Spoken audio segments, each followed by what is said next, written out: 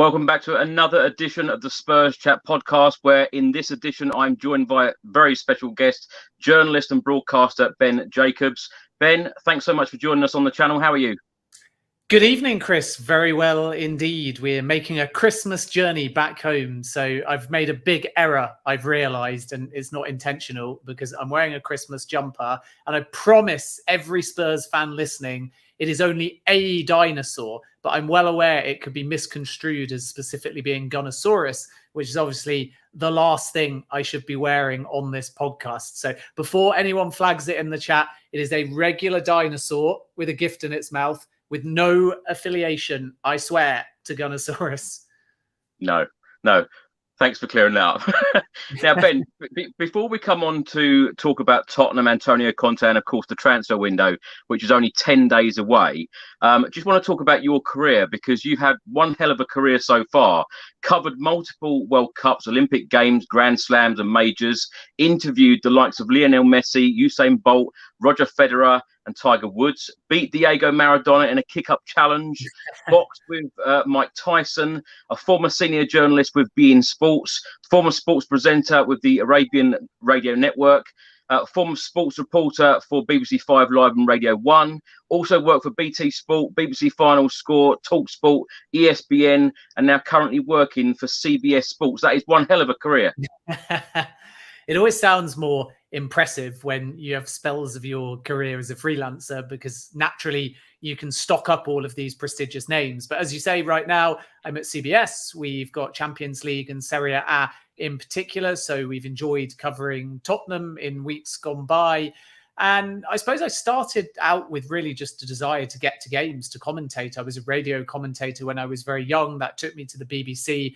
Then when I moved to the Middle East, it was a very interesting perspective because I got to branch out and cover a range of sports. beIN Sports in particular, we had Olympics, Formula One, Premier League, La Liga, Ligue 1, and it allows you to diversify.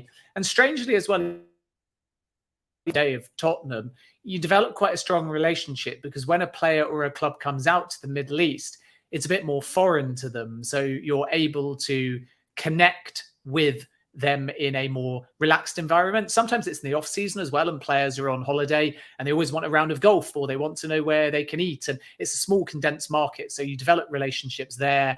And I found myself covering a lot of takeovers, because when I was out in the Middle East, the likes of Manchester City got taken over by Abu Dhabi.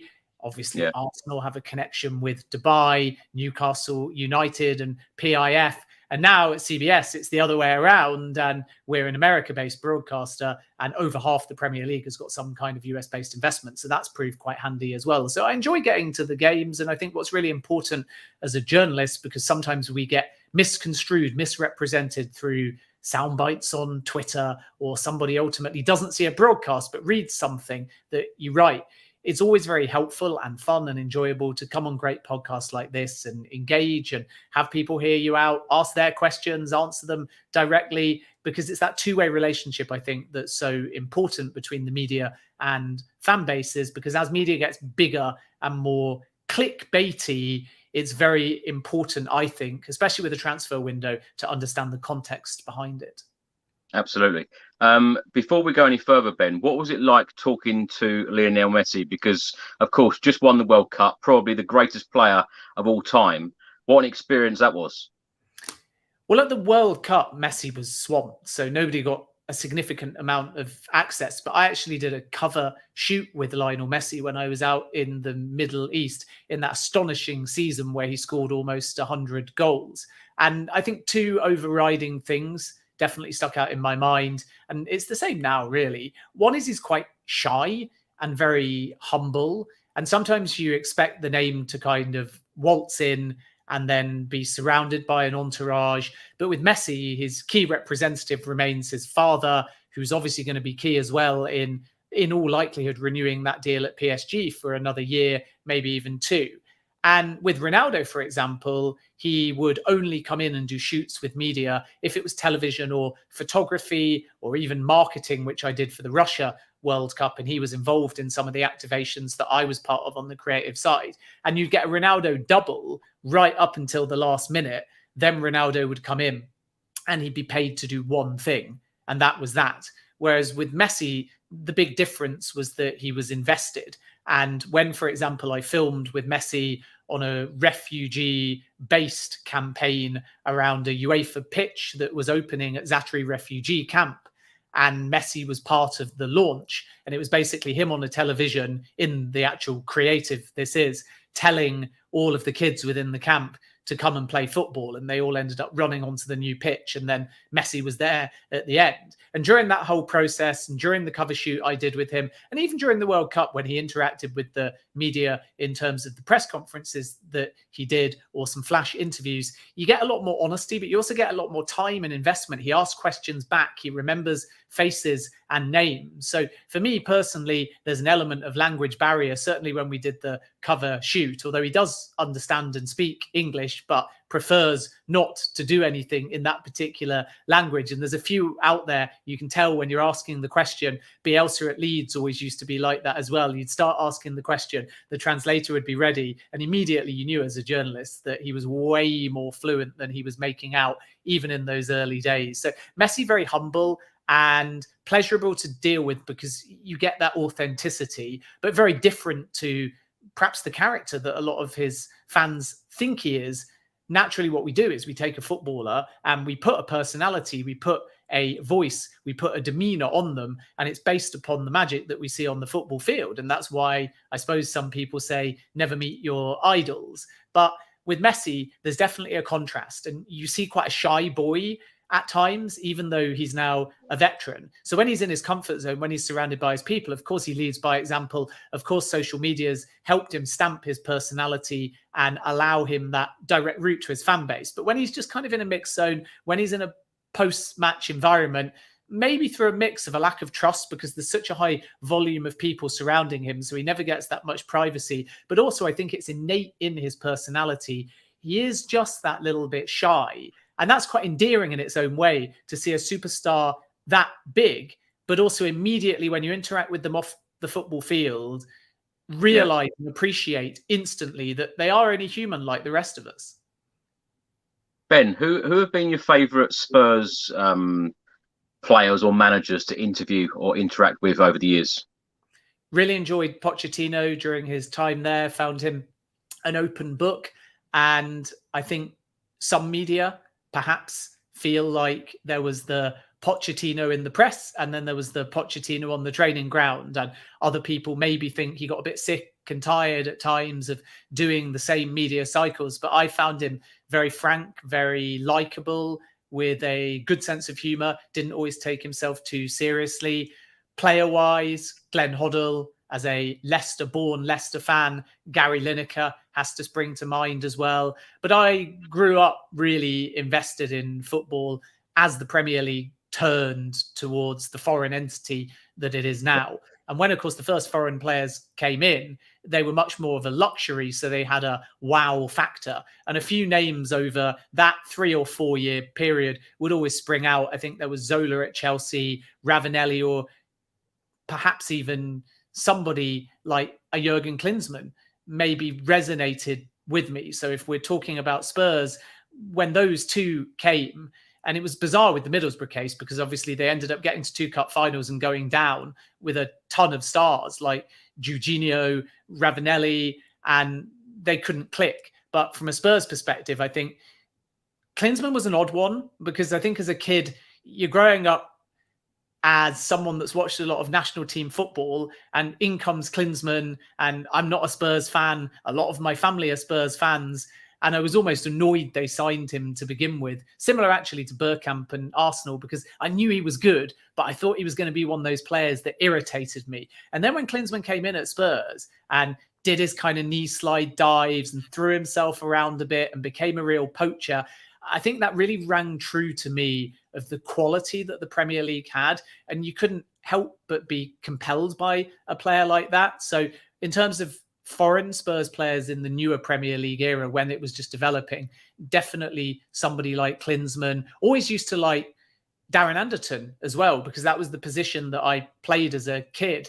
And maybe now people look back and say that there were more skilled and finessed players, but Anderton had a delivery on him. He had a little bit of flair about him. He had a decent touch. I don't know whether Tottenham fans listening will disagree and say that over time he became a little bit inconsistent, but for me, watching him, there was always a affinity with him because that was where I played. So I watched him, the touch, the movement, the delivery, the set pieces, and I kind of wanted to emulate that to some extent. And Steve McManaman is another good example of that. So that was the sort of generation of Tottenham that I was watching, and they were entertaining players because they weren't just of a high level, but in addition to that, they all just seemed to have quite strong personalities as well.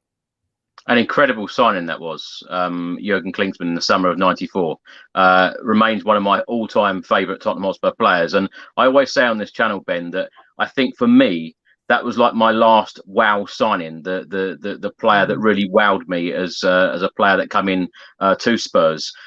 Let's talk a little bit about Tottenham Hotspur so far this season. Of course, we're back in Premier League action on Boxing Day against Brentford. But what have you made of Tottenham's season overall? Because we're sitting in the top four.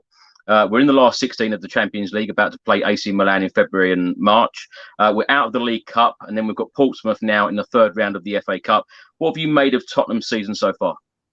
Very winnable as far as Portsmouth is concerned. And overall, even though there were wobbles in the Champions League, the most important thing is that you get through to the last 16. And I think that that's a decent enough draw for Tottenham, given who else is in the competition. Milan, as was proven when they played Chelsea over 2 games, can be a little bit leaky and inconsistent. So Tottenham will be very happy with that. And going away to Milan first on Valentine's Day gives them a real opportunity to then bring something back to the home leg. And I genuinely think that they're favourites for that tie. It all just sort of depends on what kind of Milan show up. But they're there in terms of the defensive frailties to absolutely attack. And Tottenham have got plenty of weapons in that area. So I think a lot was made about the group stage of the Champions League and how Tottenham at times limped through, but it's all in the past. And the only thing you care about ultimately in that type of tournament, same with the League Cup and the FA Cup, is if you get through. And now they're into the knockout stage and it's all about the future rather than the past. Whereas with the league, naturally, everything you do in the first half of the season ends up impacting the second half of the season. And if we look at the league table, I think that Tottenham would have taken this before a ball was kicked, but we're not at the halfway stage. And that's what I find quite intriguing about the World Cup break coming so early. So if Tottenham, after 19 games and a busy festive period, were still in 4th place and potentially level, in inverted commas, with Manchester United, because they've got a game in hand, but 3 points clear at the moment. But if we make everybody the same at a halfway stage, if you say Spurs were 4th halfway through the season, I think you take that, because my feeling at the beginning of the season is that this is about stability and it's about backing Conte in terms of not just the project, but his authority over transfers. And it was a case of spending for depth, having qualified for the Champions League. And now they have to back that up going forward. So Tottenham need to get in that position, really, where the fan base and obviously the football club itself feel like they're near automatic qualifiers for the Champions League season on season on season. And that's not only important for the kind of glory and the games that every fan wants, it's also vital because then you start doing your budgets on it. So it's actually more damning, say, for Liverpool this season in 6th place or Chelsea this season in 8th place, because if they don't make Champions League, they were there. They assume that they're going to be in the top 4 pretty much at worst, because history tells you that they virtually always end up there. And then you have an Arsenal and a Tottenham and maybe now a Newcastle kind of vying for that last spot. And Manchester United are improving as well. So Tottenham need to elevate. They need to find a way of climbing above the pack, chasing for 4th place. And instead kind of do what Chelsea have been doing at a bare minimum and get into that 3rd spot, because there's usually a bit of a cushion between 3rd and 4th. So if they can lead from the front, if you like, and stay within the top 4, that's a good season. It's 9 wins out of 15. And clearly the disappointment comes in those 4 losses. But I think the other factor too is just the goals conceded. So even in games where Tottenham have been able to claw back, they've made life difficult for themselves. They've had a number of 2-0 deficits where they have been able to fight back. They had that dramatic victory at Bournemouth away from home. They had the 4-3 against 10-man Leeds as well. So those kind of games are good in the sense they're entertaining. It's almost like Kevin Keegan's Newcastle United for those that remember that particular squad. But it's very un-Conte-like in the sense that Antonio Conte doesn't play to outscore opponents. So even though Tottenham have got those weapons and the character is very commendable, it's more clean sheets needed. It's less goals conceded. And then you have the weapons to start winning games more comfortably. And I don't think we've seen enough of that. So that's one disappointment. The other warning shot, I suppose, for me is just when you look at the amount of big games that they haven't taken points from, and that may define whether they end up in the top four or not. So it was clearly disappointing to lose 2-1 at home to Liverpool. There was the home loss to Newcastle United as well. There was the away defeat to Manchester United. And of course, dare I mention, I'm just going to say October the 1st. And I think Arsenal fans will know what I mean and Tottenham fans will know what I mean, but I won't go any further than that because of the podcast that I'm on. So when you add all of that up over quite a short space of time, it's kind of just October onwards. There's a number of big fixtures where Spurs have walked away empty-handed. So that's a disappointment as well. So very positive start to the season. They're where they want to be if we only look at league table, but they're not winning the big games and they're conceding too many goals. So those are the two areas they need to address in the second half of the season. Otherwise, they will find themselves falling down the table. Ben, what do you think Antonio Conte's aim is at the end of this season? Because, you know, Spurs, of course, finished fourth last season. We're playing Champions League again. Of course, last season we were playing in the Europa Conference League. So you could say in the 14 months that Conte's been here, he's taken us from Europa Conference League to Champions League football. Is he going to be happy with Spurs finishing fourth without a trophy at the end of this season? I think so, providing that behind the scenes, there's a strategy behind it. And therein lies the previous point that I made, that this isn't only front facing from what I understand. Sources have said very clearly that the trust in him and his team to spend and have more authority is with that view to being that automatic qualifier for Champions League football. So if you do it back to back, then you get the continued investment. The challenge is if they finish outside of the top four, and they spent big over the summer, and I expect them to be relatively busy in January as well. So then if they finish fifth or worst, how does Daniel Levy react? Because everything now has shifted to the current structure at the football club, with Conte ultimately having much more say, I think, than any other previous Spurs manager under Daniel Levy, certainly in terms of the budget that he wants. And then it's a more collaborative process in actually bringing in the names. But it's kind of pressure on the manager and his recruitment team in many ways when you get that kind of authority from Daniel Levy, because Levy's not used to having these kind of windows. Tottenham did their business relatively early and they signed a range of players over the last window. Some of them are kind of into your starting 11 and many of them are depth. So what Tottenham need to do now is find a way of being in the conversation for more marquee names. And I think that that is stage two, either in January or in the summer.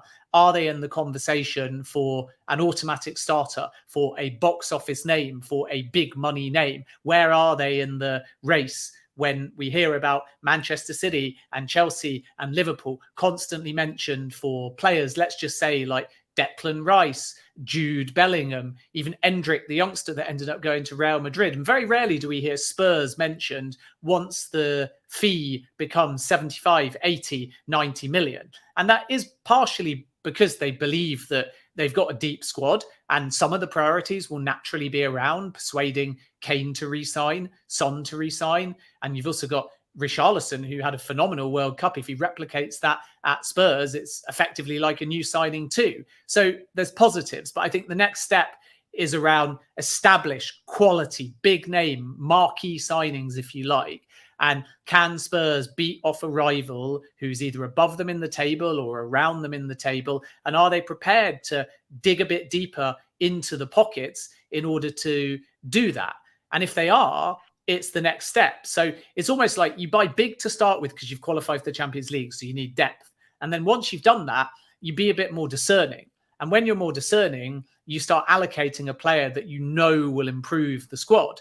But of course, they're a more established name. And then you've actually got to go out and win that race in the transfer market, which is not easy. And that's the next step, I think. And if Tottenham can pull a couple of those type of more established signings, the players, I suppose, that every Spurs fan says, yes, they're in my starting 11. Not maybe, not debate, not depending on the formation, not depending on the game management.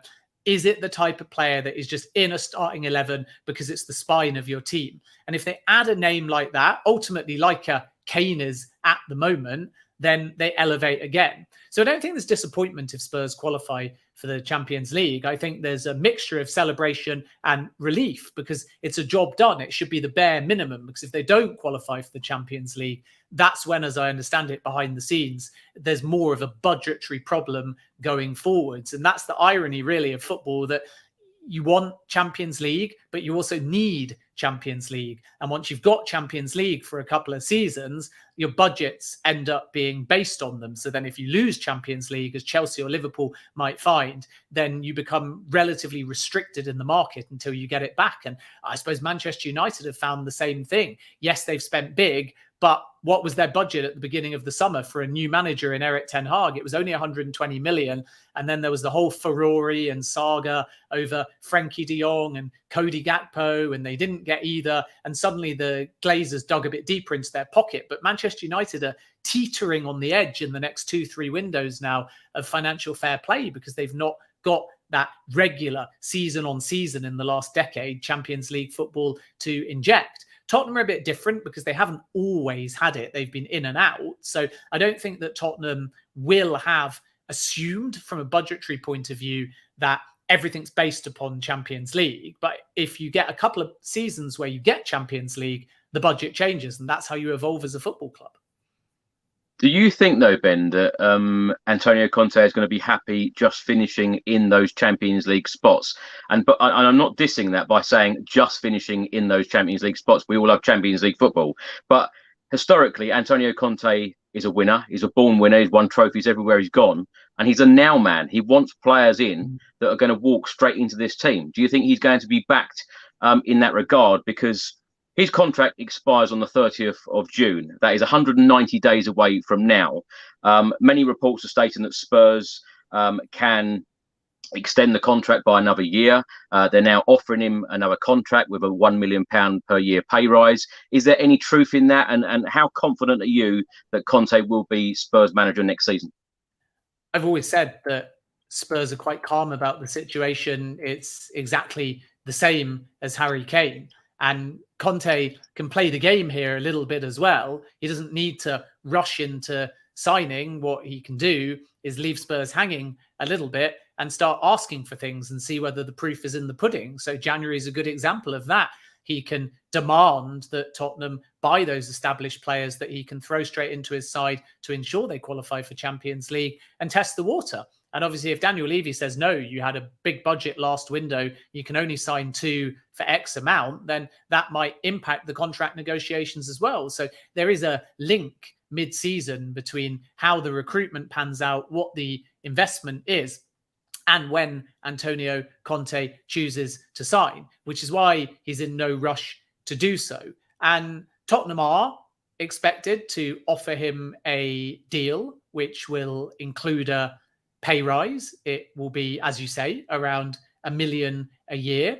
With the length of the contract, I think Tottenham want to tie him down, and in doing so, prove that there is stability at the club. So this won't be some Alan Pardew 7-year deal, but I expect it to be at least 3 years with one option to extend. And then the extension itself has been a bit of a mystery, to be perfectly honest with you. There are certainly some sources that say that Spurs could automatically trigger it by a year, but there's not many out there that say that they just will, because it feels then like an act of desperation. So you can do that with a player like Rashford. Manchester United have done it. It buys you a little bit of time to get a deal.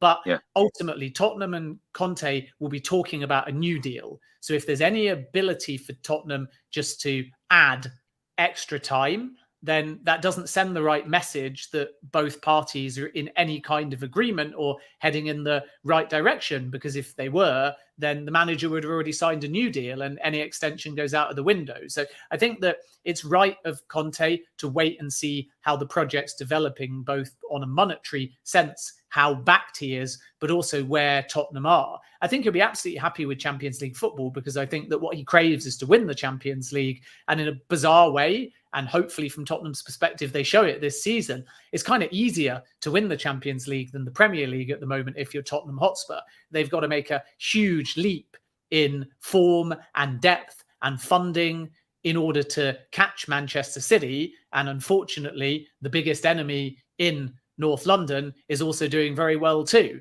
And when you add Newcastle to the mix, I think that it's tough to see Spurs as getting 95 points in the Premier League in the next season or two. Maybe mid-80s, maybe even high 80s. And when Leicester won the Premier League, that was enough. But at the moment, you're needing 90 to 95 to win the Premier League, because Manchester City and Liverpool in the past few seasons have just been that good. Tottenham are not there yet. And I think Antonio Conte knows that. So then, is there any comfort finishing second or third or qualifying for Champions League with time to spare? There is, if you do it season on season on season, because you start showing that stability. But I think at the moment, it's really just, from what I understand anyway, talking to those close to the management team, it's just about making sure that they're no worse than fourth, because that's the foundation, both financially and strategically, on what they're building from. Surely, though, Ben, Conte will want to be putting trophies in the cabinet of Tottenham, because, you know, we're starved of trophies. 2008 was our last one, winning the League Cup. Yeah, I mean, everybody wants a trophy. Newcastle United haven't won a trophy in a while. They're desperate for one as well. But football's changing, and I'd be interested to see what people listening would prefer. Just a trophy like a League Cup, not possible now, but just putting that out there because that's the less glamorous one, if you like, comparative to the FA Cup, versus fourth place and Champions League. And I think that most Tottenham fans would take the excitement of pipping Arsenal last season and finishing fourth versus lifting a League Cup. And one gives you Champions League and one doesn't. So I understand that trophies are extremely important and sentimental and provide a fairy tale and often ignite a season for teams that are not challenging for things. And I know all about that as somebody that was born in Leicester. We obviously played Tottenham in a League Cup final. The least said about that from my perspective, the better. But thankfully, from Leicester's point of view, we had a great couple of League Cup victories as well under Martin O'Neill. So it means something. But trophies these days, and Arsene Wenger was the first to say it, wasn't he, at Arsenal, not the be-all and the end-all. In a cabinet they are, and to a fan base they are, because it's about winning something. It's about celebrating something. It's about having a moment with your club. It's about going to a neutral stadium and ultimately being jubilant and feeling like everything boils down to that one moment. And I love that as a fan. But from Daniel Levy's point of view and from Antonio Conte's point of view, it wouldn't surprise me if they're more dispassionate and distant from that. And of course, they want to lift those trophies. So I'm in no way suggesting that they don't care about trophies, because that would be a ridiculous thing to say. But it's more that you have a balance in modern football now, and your primary concern is Champions League football and the finances that come with that and stabilizing the football club. And obviously, it's hand in hand, because if Tottenham continue to automatically qualify for the Champions League, it means that they're one of the best four teams in the Premier League, and therefore they are one of the favourites every year to be winning trophies. And as you stabilise and then build more depth because of that, when you then rotate, you've got stronger players and they're hungry to have their opportunities, and they can take you further and further in cup competitions. So that is a factor, and it can be linked, but it's going to take time. So this is the key question: is do Spurs invest their strategy, their time, their energy, their resource, their goals, their budgets in being an automatic Champions League qualifier? Or do they say, actually, we need to win a trophy. Let's focus on the FA Cup. Let's play more of our senior players in the early stages of the FA Cup or the Carabao Cup. And then what happens if they get injured? What happens if they still get knocked out and it dents morale? So there's all these kind of considerations. But yeah, of course, he wants trophies. Who wouldn't want a trophy? But I still think the most important aim this season and beyond remains for now being in the top four. I don't think I could probably get my head around it though, Ben. If Conte was to leave without winning a trophy, you go from Pochettino to Jose Mourinho, then to Antonio Conte, three fantastic elite managers, and not win anything. I don't think I could get my head around that. What did you make of the Athletics report stating sources close to the club less optimistic about a deal being done with Conte, and the club are not going to throw money around in the January transfer window? Well, the January transfer window is always quieter, so I don't think it will be a surprise if that's for Spurs too. But there's quiet in terms of marquee or big name signings, and there can still be movement. And Tottenham have the opportunity to do that in a loan or invest in youth, and we've seen Chelsea do that already. So I think that Tottenham will bring in one or two, but I don't think that it's going to be a crazy busy window. And Antonio Conte hinted at this. He's done his depth. He's made his multiple signings in a very efficient in terms of the time that they got them done in pretty early in the window. He did all that in the summer. So there's no point now in bringing in a backup player in many of the positions. But if the right name becomes available, you could still potentially see them move in the market. They might strengthen defensively. They might strengthen creatively as well in terms of a wide midfielder and in terms of either a centre-back or a more established fullback that can kind of come straight in now. But it won't be a high volume. It won't be as busy as Chelsea.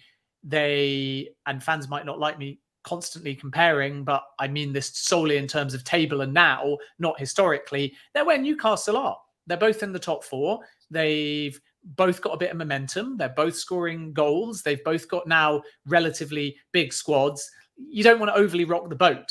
But I think the difference is that Newcastle are punching above their weight at the moment. They're on an incredible run of momentum, and there'll be faith put in the players that have got them there, like Almiron, like Bruno, like Joe Linton, like Trippier. Whereas I think that Tottenham could still do with an established player to bring into the squad to kind of freshen it up a bit and get that kind of momentum that Newcastle had from the back end of last season and had heading into the World Cup break. So that's why it might be a little bit busier. With the Conte contract, I've said many times, long before any recent reports, my understanding is that Antonio Conte is in no rush. And no rush is always code for coy, keeping Spurs waiting. And he's keeping Spurs waiting not out of necessarily any gamesmanship, but because he wants to see what happens. He wants to see what they win. He wants to see how they progress. He wants to see how things are funded. So it's very normal to brief a desire to sign, and Tottenham are always going to say a calmness at their end. But at the manager's side, it's very normal to journalists to be briefing that nothing is close, that an offer could be tabled, but he'll take his time. And that's not panic. That is ultimately just a reflection of the fact that a manager like Antonio Conte, as I think you correctly alluded, is only going to stay invested at Tottenham Hotspur if the project is moving in the right direction. And that means on and off the field. So instead of signing now mid-season and then finding in 4 weeks' time, people are annoyed by the January transfer window. People are annoyed that they've fallen outside of the top four. Hopefully none of this happens, by the way, but I'm giving you a doomsday scenario. Yeah. And suddenly it looks ridiculous that he would sign so soon just to calm a few nerves. And maybe then Daniel Levy regrets giving him a pay rise and signing as well. So there's a lot of moving parts here. And I think it's normal, therefore, for the manager to say, I want to focus on football. We're not going to leave it until the very last day, but let's see where we are in February or March with any new signings that have come in January, because a contract like this can happen very quickly. I can guarantee you that the financials Tottenham are offering and the length Tottenham plan to offer will be acceptable to Conte. So we can say pretty confidently that the financials are not a problem here. He's not going to walk away because they didn't give him an extra 100k a year. It's a good wage. He's not going to walk away because they offered him 2 years and he wanted 5 years. He's going to walk away because he feels like he's either the wrong person for the job or he's the right person for the job. And Daniel Levy feels that it's not quite working out. And if any friction builds, whether on or off the field, and we're talking hypothetically now, then at that point, they'll go their separate ways. But it's not, from what I understand it, something that Antonio Conte is thinking about. I know a lot of people are putting 2 and 2 together and they're saying maybe Juventus will come back, maybe Max Allegri will go, But look at Juventus now. They're under a financial investigation. They're out of the Champions League. They may not qualify for the Champions League next season. Tottenham is a much healthier club. It's a much more ambitious club. It's a better funded club. It's a better structured club. And I don't see Antonio Conte going to Juventus purely out of sentiment. So my hunch is there's a bit of gamesmanship going on at the moment, but that Spurs are happy to wait a little bit because it's mutually beneficial to both Levy and Antonio Conte to let this sit for a little bit to get a better understanding of what direction the season is heading in. Ben, you mentioned about the investigations with Juventus. Is there any latest information on Fabio Paratici being under investigation, and what does it actually mean for him? Shouldn't mean anything in practical terms. So yes, he will be named and therefore involved and cooperative according to those close to him.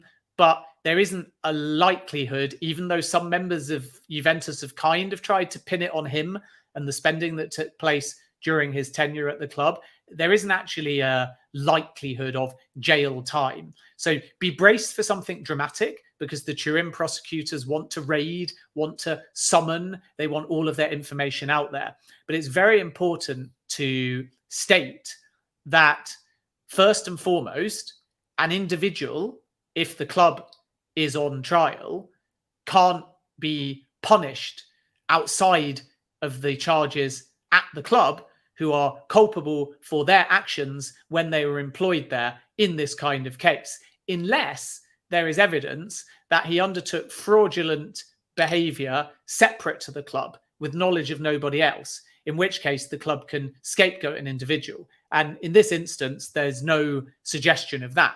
Evidence is still coming to light. There's a lot of finger pointing, but Juventus are not actually worried about the Turin prosecution. They don't believe that there will be any sanctions there that then have a knock-on effect to Serie A, potentially offering a sporting sanction such as a points deduction or a relegation. They're bound to say that legally within Serie A's power.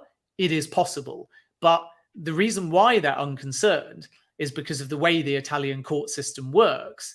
And there are so many appeals. And obviously that can be through an individual or collectively as Juventus, that these kind of cases for alleged financial malpractice and fraud tend to time out. And that's why it's more about the information coming to light than it is necessarily about any criminal punishment that will significantly impact the club. But what was very intriguing was that in the statement, it was essentially admitted that the so-called salary maneuvers and financial malpractices were open to interpretation, which, coupled with the entire board resigning, to me does to some extent admit culpability. So Juventus' big worry is not so much about these individuals, and the individuals I don't think are overly concerned because they'll be quite protected by the legal system. So once again, much like with the FIFA scandal under Sepp Blatter, you might see a lot of clickbaity headlines of scandal, of drama, and think, yikes. But then where does it go? And it can get lost in the legal system. But FIFA have also got a financial settlement with Juventus separate to the Turin prosecution and based upon financial information provided by Juventus to FIFA. So if new information comes to light that contradicts the information they were given when they agreed that settlement will be terminated, at which point Juventus could be in big, big trouble. And that's what opens the path to sporting sanctions. But it will be club specific, clearly, not individual specific. And he's at Spurs now, so he's separate from it. So I think we're going to get a lot of name dropping, and there will be an involvement because the years the case is taking place cover the time that he was at Juventus in part. And therefore, if asked to answer questions, to verify information, if named in documents, if accused of financial malpractice, he'll be there. So the only thing I think I would add, because there really isn't individual concern, it's club concern, and it's club FIFA concern, not club Turin prosecution concern. But the link is because the Turin prosecutors might unveil information that FIFA then use against Juventus. So the only final thing to say, and I don't think this is a realistic possibility, but how will Spurs react? Regardless of what the court case says, if anything damning about conduct comes out there, particularly using the fraud word, and it is connected, how will Tottenham react to that, knowing that he's now their employee? And I think they'll react and just say, there's two sides to every story. There's denials, and none of this has anything to do with us, but we'll have to wait and see.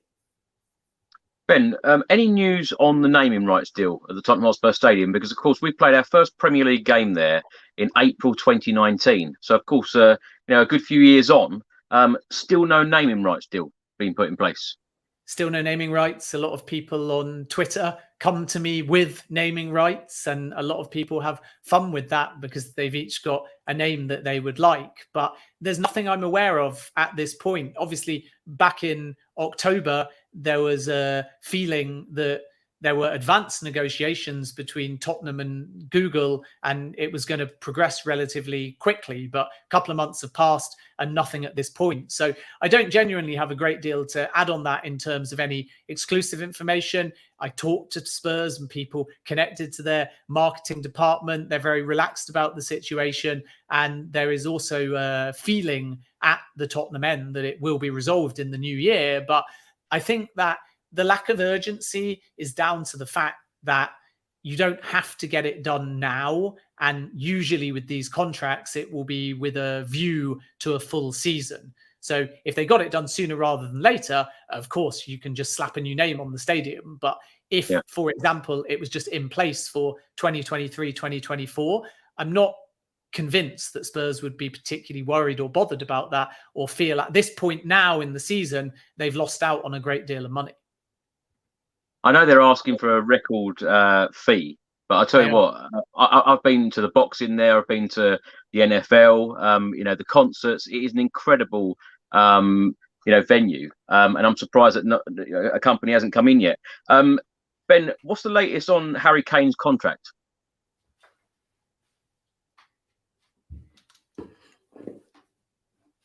I'm sorry, you just cut out there a little bit. My apologies. I was going to say, Ben, what's the latest on Harry Kane's contract? Because, of course, he's going to be out of contract in the summer of 24. Do you think he will be re-signing soon? I think with Harry Kane, it again is a calm situation because there's not a feeling from sources that actually he wants to go anywhere, providing that the Tottenham project is progressing and providing that he's getting game time and goals. These links with Bayern Munich in particular are largely exaggerated from what I've always been told. Now, Kane will have the ability to use any suitor as leverage. And if he does that, he'll get the best possible deal. But I have been told many, many times at the Spurs end that they fully believe Harry Kane will sign a new deal at Tottenham, that he doesn't have a great interest in going to the Bundesliga, and that he feels that Tottenham is moving in the right direction with him being integral to that. And Kane's got one last push in all likelihood. Yeah, he could remain at his goal-scoring peak into his mid-30s, but in terms of an actual big contract, it's probably only one. So it's either a renewal at Tottenham and a continuation of the project, and clearly he wants to win things, or alternatively, he goes now, because if he stays at Tottenham until 32, let's say, is that type of move to a Champions League club still there? So people are always going to make that argument. We spoke before, didn't we, about Antonio Conte and does he want to win anything? Well, yes, any manager that says they don't want to win something is ridiculous and shouldn't be in the job. But Conte has that ability to say, qualifying for the Champions League, one, then we'll look at the domestic cup competitions. From Kane's point of view, I genuinely just think desperately some silverware. So that allows a club like Bayern to say, or PSG, though they're looking at slightly younger players and would prefer Rashford, we sign you, we pay you more than at Spurs, you play as many games, and within a season or two, you might walk away with 4 or 6 trophies. And then Kane has that ability when he retires to say there's something significant in the trophy cabinet. So that's the only caveat. And naturally, there could be other suitors that come in for Harry Kane a little bit closer to home. And Chelsea might be one to watch in that respect. And before that gets sensationalized, I point out that Tottenham are in control, and Tottenham would have every ability to say, no, we're not selling you to a Premier League rival. Simple as that.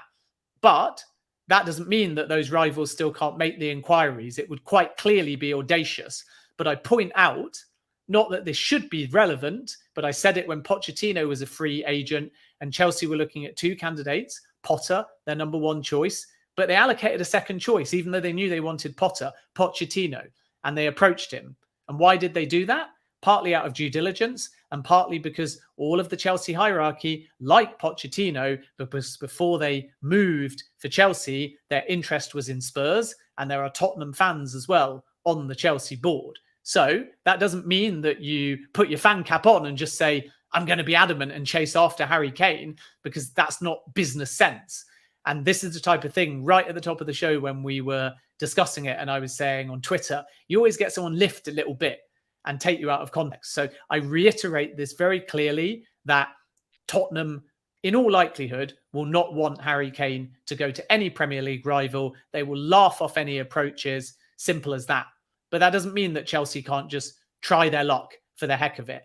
And Harry Kane is exactly the kind of player that they would absolutely love at their football club. Arsenal would love Harry Kane at their football club, especially with Jesus injured, because he's a world-class player. But Tottenham are in control of this, is the point I'm trying to make. And as a consequence, they believe that Kane is very happy and very settled.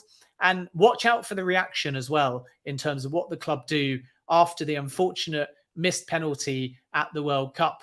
Because sometimes when a player is renewing, and we're definitely going to see this with Saka after his heartache for his country in the previous time when he was unfortunately the victim of horrible racial abuse.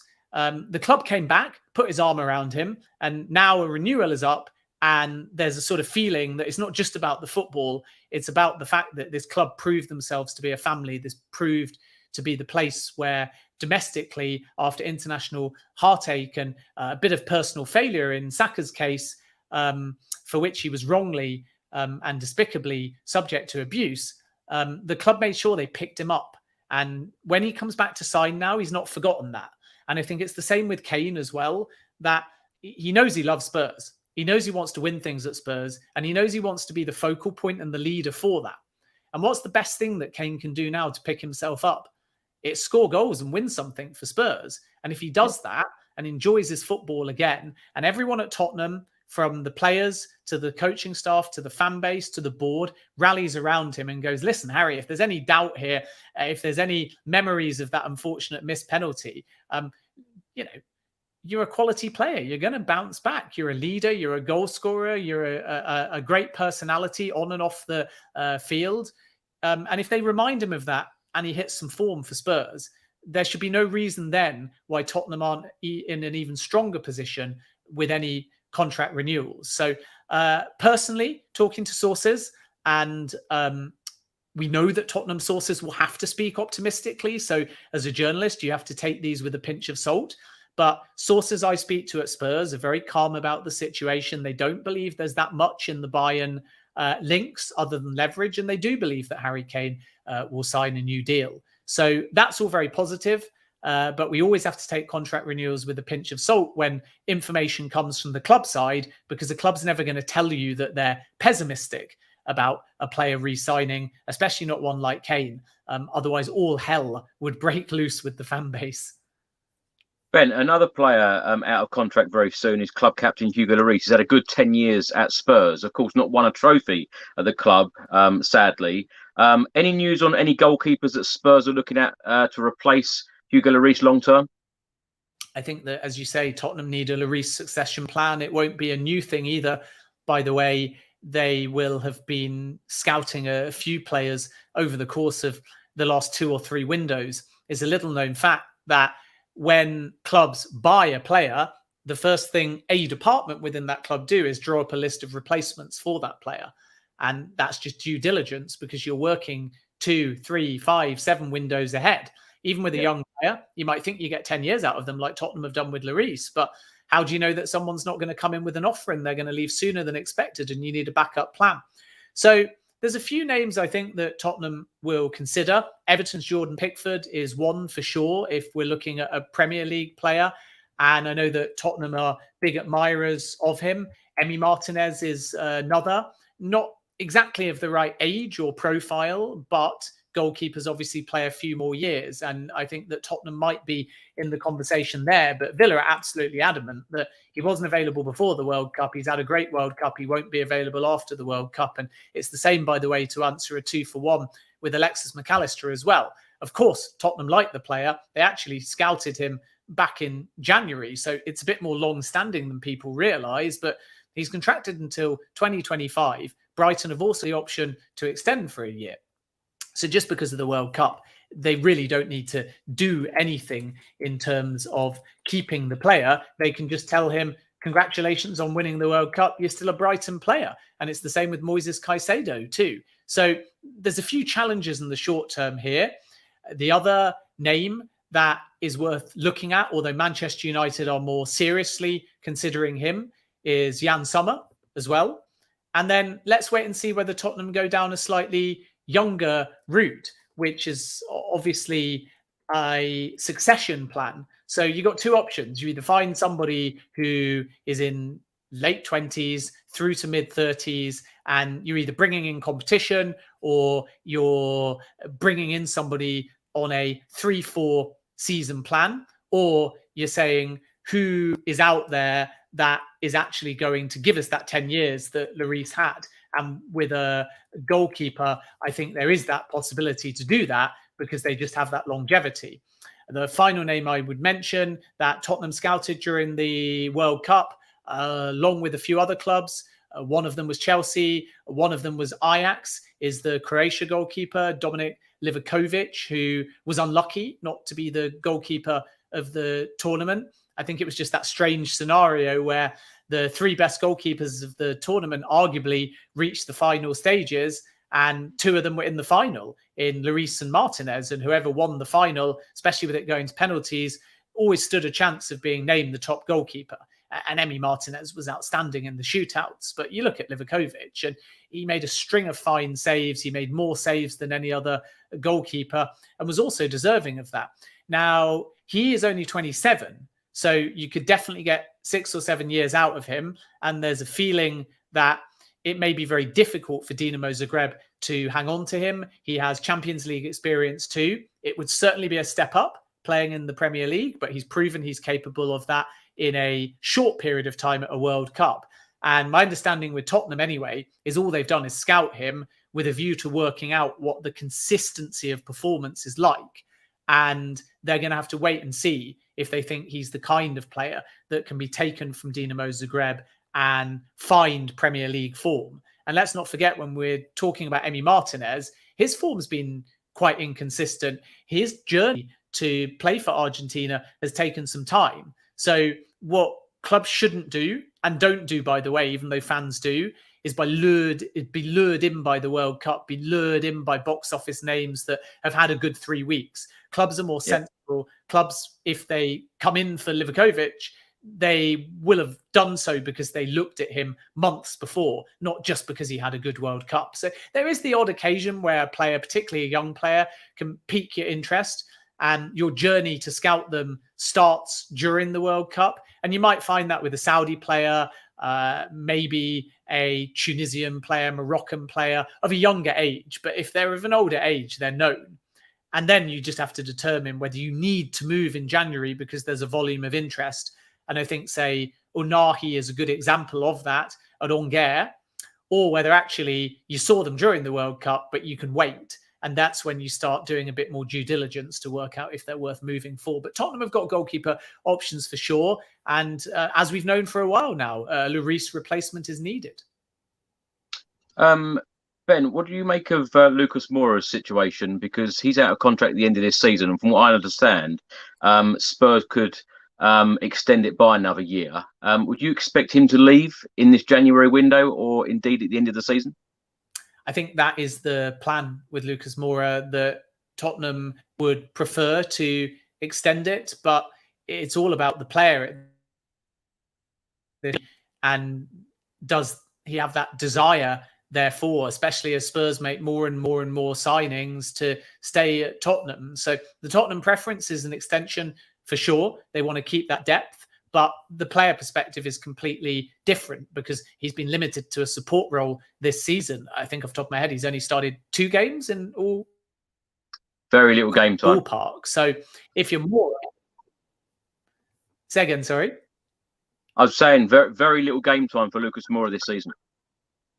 Very little game time, yeah. I mean, I think it is only 2 starts in all competitions from the top of my head.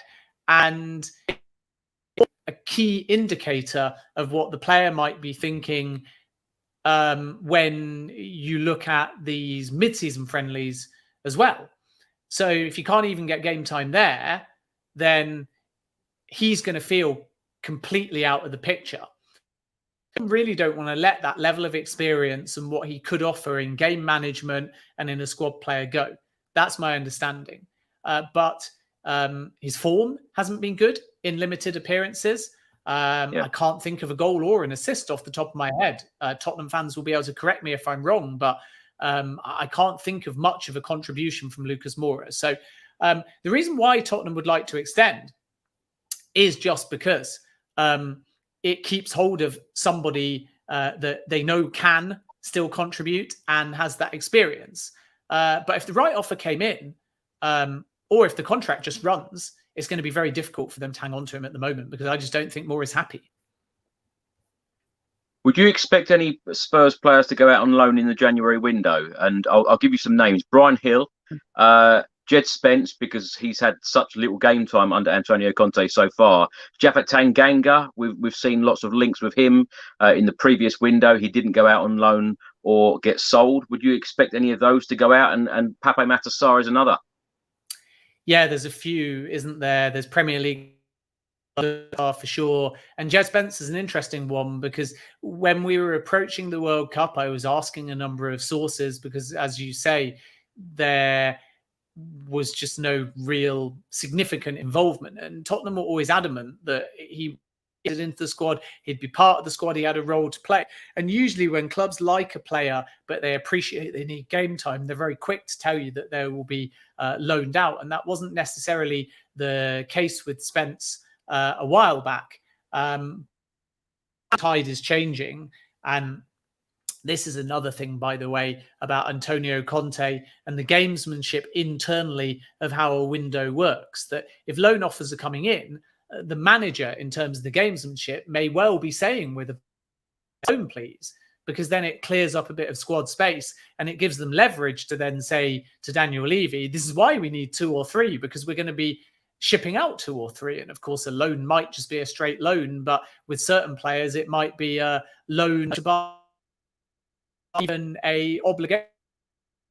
Spence, for me, I think, has to go out on loan if he's not going to get any more game time because he just hasn't featured enough. It's as simple as that. He did play in the friendlies against Motherwell and the Peterborough game as well. So there is still an option to potentially use him a little bit more. But I don't think that those preseason friendlies are an indication with Spence that he's suddenly going to be thrown in. It might be the case that Antonio Conte prioritizes a fullback or right-sided wing-back. So all of this, I think, could lean towards the right, maybe after Spurs have done some business, allowing him to go out. But as I said before, I asked around on Spence a few months ago, and there wasn't any indication at this point. So right now, to be accurate at the time, no loan deal, no offer, no feeling that he will go out. But let's wait and see what happens later in the window, because you have to also think about the player going to be happy for an entire season, basically not getting any kind of game time. With Pape Matar Sarr, which is probably the other of the names that you mentioned that I know, there is a lot of interest from outside of the Premier League and from within the Premier League. Leicester were one club that made an inquiry towards the back end of last window. specifically on loan. Leicester's finances were really difficult, and they were embroiled in a battle over Wesley Fofana. And finally, they got a fee and a big chunk up front, and that allowed them to sign Face, who's been excellent for Leicester. But they wanted to do a bit more. It was not possible. And then outside of the Premier League, Cremonese were another club that were looking at him, and Tottenham were having none of it. So now we're going to have to wait and see whether the 3 or 4 clubs in Serie A, and I'm also told Valladolid are very interested as well in the player. But Tottenham's perspective last window was no chance. If they've softened on that now, then I think that we might be looking at a few destinations actually, unless Leicester came back. And I don't think they will at this point, because Leicester more stable, Leicester looking for more senior, Leicester looking at different positions now. But outside of the Premier League, I still think there's that interest from Metz. I think there is interest from Valladolid. We wait and see whether Cremonese come back in as well. But this is the difference, I think, now with comparative to in previous windows, that Antonio Conte seems to have the autonomy. He seems to have the authority. He seems to have the yes-no with that kind of thing. So it will largely fall on the manager and whether his perspective has changed. Ben, in the last January transfer window, of course, we signed Kulusevski and Bentancur, which have proved to be fantastic players for Tottenham. We were very close to signing Sofran Amrabat. Is this a deal that Spurs could go and revisit and try and sign the Moroccan star? Yeah, I think to some extent. I mean, Amrabat's available in the market and had a phenomenal World Cup. I've not seen a team of the tournament yet, but he'll surely be in there along with his teammate Unahi, who's at Angers.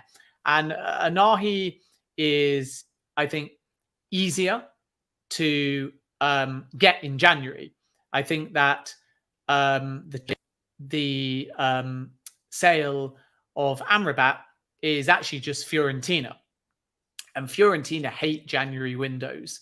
And if you remember, they lost Vlahovic to Juventus amidst interest from Arsenal. So a lot's going to depend on Fiorentina and how bullish they are around price. But the other thing, unfortunately, from Tottenham's point of view, is that there are other Premier League clubs as well. And Liverpool are probably a little bit ahead of Tottenham in this race at this point, as I understand it. So Amrabat might be one of those, if he doesn't end up at Spurs and they don't move in January, they rue the fact that they were not able to get that done in a previous. They may already have him, and they may already be able to boast about the World Cup that he just had. But I sense that there's 2 hurdles here. One is the fact that Fiorentina sources are still saying they want to hang on to the player. They know that they're going to have to cash in on him at some point, but let's wait and see whether it's the winter. Definitely a realistic possibility that we do see a winter sale, but someone's almost going to have to pay above the market value otherwise they have to wait. But watch Liverpool on this front, because I get the sense that if we're looking at who's more advanced now rather than historically, Liverpool are ahead of Spurs in this race. Ruslan Malinovsky is another player that keeps coming up again and again in all of these reports that get published. Any truth in Spurs trying to sign the Atalanta playmaker? Yeah, he's a great player, Malinovsky, and the only against him is maybe the age. I think he's 29 at the moment. And I'm not sure that there's too much to this. West Ham have also looked and could be in the race, but Atalanta are the big, I suppose the best way of maybe putting it is that they're the big sticking point because they've got history here. And Atalanta didn't like the manner in which Timothy Castagna left for Leicester, and they're a little bit reticent about selling to a Premier League club now. and they don't like mid-season sales either. So that's two things to put out there. Serious, so is the West Ham. They've been looking at the player for quite some time. They like the profile. They want to strengthen in that area. So this is a clue that it's an area where Spurs strengthen. Not the best age, but still at a peak age. But obviously you're still signing somebody that's going to enter into their 30s relatively soon. Price is going to be an issue. It won't be a sky-high price because of the age, but it will be a high price for the age, given the contract situation, which, as I understand it, might be pushing £15 million. I know that fans listening to me now will raise their eyebrows and say, well, that isn't a high price. But again, it's a high price mid-season for a 29-year-old. But whether overall that's still a bargain can be seen. David Moyes made direct contact with the player. So West Ham are in the race, and Tottenham, as I understand it, are still in a consideration phase. So we'll see how quickly if they move in January, but there's nothing advanced to the point where we can necessarily say that Tottenham are in a club-to-club negotiation. But what they have done is done a lot of due diligence at the players' end. They like the fact dead ball specialist, and they believe that if they move in the market, they're a level above their rivals. And that's why they have confidence and no rush to get into that club-to-club negotiation. Because the other suitors, West Ham, some will tell you Nottingham Forest. The final thing I would say is keep an eye out for Olympique Marseille. They may be a late entrant into this race and quite ambitious. So that could turn the players' head to some extent, but they're not going to be able to match them. So I think this is why Tottenham are confident that they can do this one on their own terms. They don't need to move day one of the transfer window. They have time. And if they move in the market on a club-to-club level, having laid the player to club level, then they will feel confident that they can obviously get buy-in from the player. And then it's all about whether they think that sort of 13 to 15 million is value. And my personal opinion is it is. Because he loves to get forwards. He chips in with the odd goal here and there. He provides his fair share of assists. On last season, the goal-scoring tally was good. I think it's back-to-back seasons where he chipped in with 10 plus goals. This season, he hasn't been as clinical, but still very much contributed for the team. Question mark. Well, my two question marks is one around price. And I come back to that because I think the price that Atalanta paid was close to 15 million euros off it. And that was only 3 years ago. So they're going to want to break even at minimum if they sell him. So that's why it becomes 15 million pounds. And, you know, fans will always say, why are we quibbling over it's still a good price? And that might be true. But Tottenham aren't really that team that have had that history of just throwing money above the odds. So that's one thing. My other thing is just whether at Premier League level, he'll get pulled out of position too much. The discipline in free-flowing football there to succeed at Premier League level and be significant within Tottenham. Because what they want is not depth. They want experience. He ticks that box. And they want players they can take the way. It has been such a great signing, a very un-Spurs-like, a very un-Levy-like signing, which again is indicative of the fact that Antonio Conte is starting to have that control. So we're going to I wouldn't say it's a certainty, but what I would say is that Tottenham feel like if they do enter the race, they can win the race. Ben, any truth in Spurs' interest in Pedro Porro? made a great deal of inquiries about, to be perfectly honest with you. So I can't give you any significant information there or exclusive information. I know that there are reports out there, certainly a day or two, that would suggest that Tottenham have made inquiries about the Sporting player, but this is normal. And think about how the window works. You don't just inquire about who you want, you also inquire about who you don't want, because clubs love assessing the market and having yardsticks. So if you want player A, you often inquire about player B in order just to get like-for-like profiles. So when you go to player A, you say, well, we could get player B, and he's the same age as you, he's the same cheaper than you. And these are the kind of conversations, and this is why the market is always chaotic. And as a journalist, you have to navigate the reality that there will be red herrings out there, because a legit Spurs conversation might not be to buy. It might be leverage in negotiation. But once again, what link is this? It's with a right wing back and a very talented one as well. So that gives you that clue again.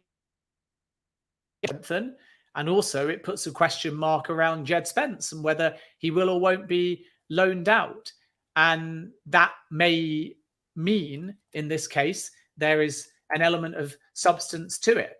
And as I said before, because we can't ask about everyone at every club, I haven't made any personal inquiries on Pedro Porro to Spurs. I will do so and update you. But what I do know about the player is that he's very versatile, because he can play as right winger. I think he's only 23 years of age.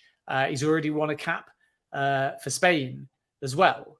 And having had a very successful loan spell with Sporting, he made that. And Manchester City fans will obviously know of him as well. And let's not forget, by the way, when he joined Manchester City, even though he wasn't able to break through at that club, it was for in excess of 10 million. So that's the other thing about all of this, that if Tottenham are going to proceed, you can bet your bottom dollar that the fee is going to be relatively high. So I'm aware that there's reports that say that he's close to joining, and I know that those reports come. So let's wait and see whether they move fast on that. I know that he was a Real Madrid target, loosely speaking, as well. And you can understand why they would be interested in him, because you've got fullback thinking, you've got young, and you've got burgeoning reputation. So it would, in theory, make a lot of sense. And again, all of this substance is around that fullback, that right back, that inverted right back, whatever you want to call it, which I think tells you, when you add it all up, that's an area that Spurs will try and strengthen in January. But I honestly can't tell you much more. But what I would say is I'd be pretty intrigued to learn of what the asking price was, because, as I said before, go back to Man City, 10, 11 million.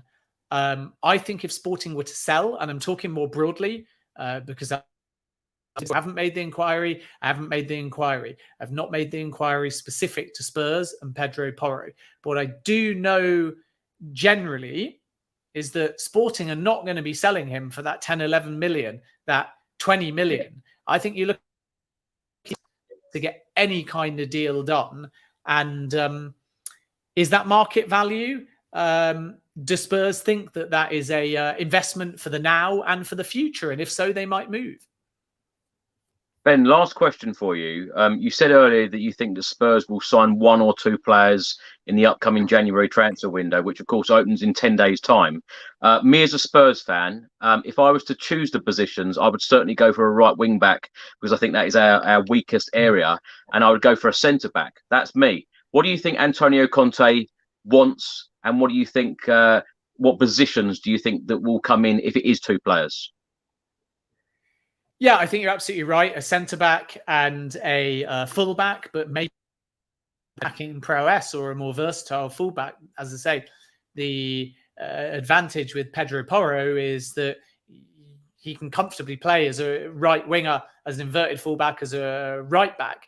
And as he gets more defensive discipline, different systems too. So there's a real appeal there to change the player. And you may remember that in the past, Tottenham have been linked with Zaniolo as well, who, in fact, he's had desperately bad luck with injuries. But again, Tottenham look at that profile and they say, well, we could rein him in. We could make him way more defensive minded, or we could go to the opposite extreme and allow him to have that freedom. So that type of player keeps coming up in Spurs conversations that I have. A player that can be changed, a player that can be made more versatile, a player that can be used in different capacities depending on game management. So wing back is one for sure, 100%. And I think because of where Spurs were in the summer with their chase for a centre-back, that can't be discounted. I think that it's going to be really difficult for Tottenham to get Bastoni very happy, settled. But the name keeps cropping up in conversations with club officials, with scouts. It's been made very, very clear by Bastoni's agent that he absolutely loves Serie A for Inter and interview him as a future captain. So it would have to be a big, big offer. And I think that one might be one more for the summer, but it's one to watch. I don't think there'll be anything with these loose links with a... but once again, a loose link can be quite interesting because it tells you the position. Maguire, centre-back, Bastoni, centre-back, Skriniar, who Tottenham have looked at, and PSG are favourites for, centre-back. So that probably that if you've only got two, you bring in a centre-back, you bring in a right wing-back. But don't discount more midfield-related players. I don't think Alexis McAllister is possible, by the way. Let me just put that out there. Might be. And we know that Tottenham like the player. We know that within that Tottenham recruitment team, there's a history with the player. And we know that Juventus might be forced to sell somebody in January. So, and I think McKennie is very open to a Premier League move. It's quite funny how Christian Pulisic at Chelsea called up McKennie and said, do you think I might be able to get it to Serie A? And at that point, Juventus were toying with a loan option for Christian Pulisic, and it never came off. They never made a bid. They never made an offer. But McKennie and Pulisic were quite keen in teaming up. But the irony is that McKennie was also asking Pulisic about the Premier League and saying, Premier League. So let's see whether something comes of Weston McKennie. That might be an area where Tottenham look to strengthen. I don't think it will happen in the January window, but increasingly, even though Newcastle are kind of the most advanced because they put down an offer last summer, I wouldn't rule out James Maddison. Leicester want him to sign a new deal.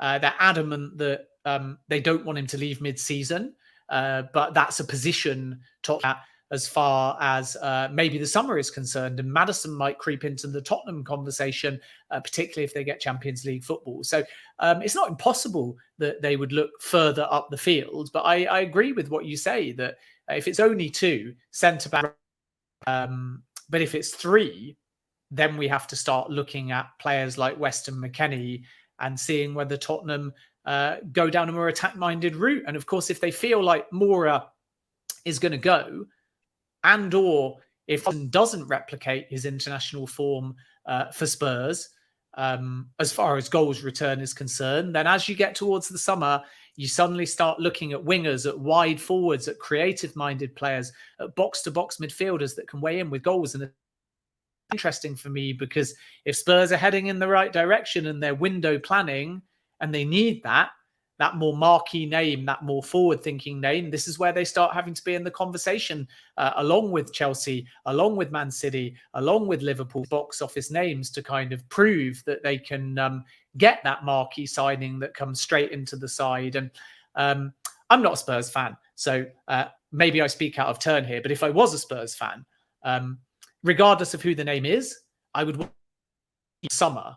I think January is a bit different, but the summer, if they qualify for the Champions League, I would want to see my team win the race for, as you said right at the top of the show, that Klinsmann-like player that indisputably you're saying they start and they improve my team.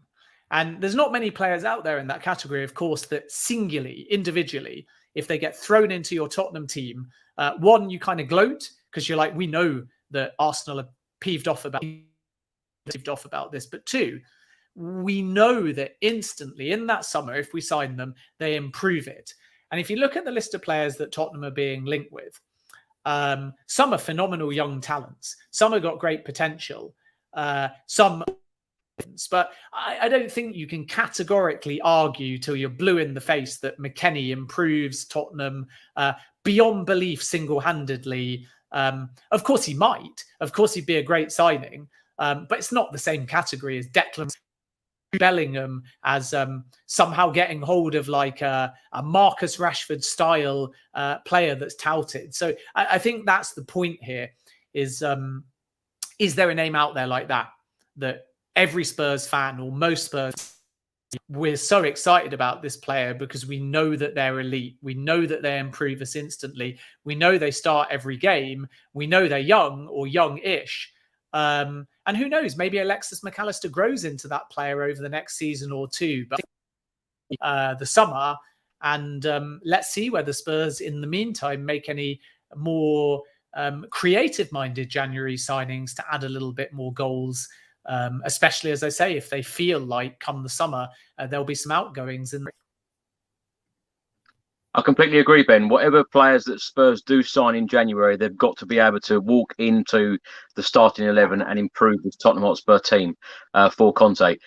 Ben, I can't thank you enough for all of your time this evening. I tell you, I could talk to you about football all evening, but we both haven't got the time for that, sadly. But I'd love to get you back during the January transfer window if you'd like to come back. Yeah, I'd love to. I'm glad that you've enjoyed it. Reach out to me, any Spurs fans, if you've got any questions. I'll always do my best. Everyone hopefully has enjoyed it, except my dog, who, as you can see behind me, I've sent to sleep. So obviously she's not as excited about we are as the January transfer window. Ben, please tell all the viewers and listeners where they can find you on social media and what they can expect from you in the next couple of weeks. Yeah, a bit of a break actually before January starts. I hope everyone has a great Christmas or festive period, Hanukkah as well, and a happy New Year. Ben on Twitter, at Ben David Jacobs on TikTok. You won't see much on TikTok yet, but I expect to build quite a lot of storytelling during the window in video formats on that. Instagram is Ben David Jacobs, mostly just dog photos. For those of you really in North America, CBS covering the transfer window on our rolling news channel. It's a bit like Sky Sports News. It's called CBS Sports HQ. We've got a podcast called House of Champions, which will have daily transfer. Romano is also part of that as well, along with James Benge, Jonathan Johnson, and Ian Joy. And naturally, in January, when the Premier League starts, I'll be back covering that. Into the Champions League in February. A busy window and hopefully some very positive Spurs news to bring you over the next 2 weeks. Well, Ben, thank you so much, as I say, and have a lovely Christmas. And thanks for watching, everybody. Thanks for listening and thanks for all of your support on the channel. I will see you on the next one. Until then, come on, you Spurs.